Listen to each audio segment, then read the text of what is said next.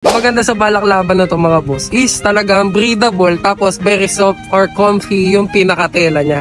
Tapos yung design pa napakaganda. Tapos kung naghahanap kayo ng balaklava, motorcycle balaklava na hindi tinipid yung material, gagastos lang kayo ng konti pero napaka-quality ng makukuha nyo. So ito yung Dry Plus balaklava mga boss na sobrang ganda ng design at yung tela niya is stretchable at very comfy sa balat.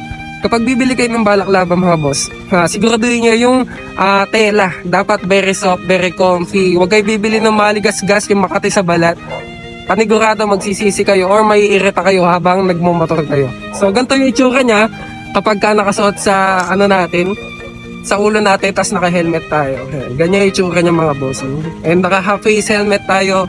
Tapos cover niya yung leg natin mga bossing hanggang batok. Diba?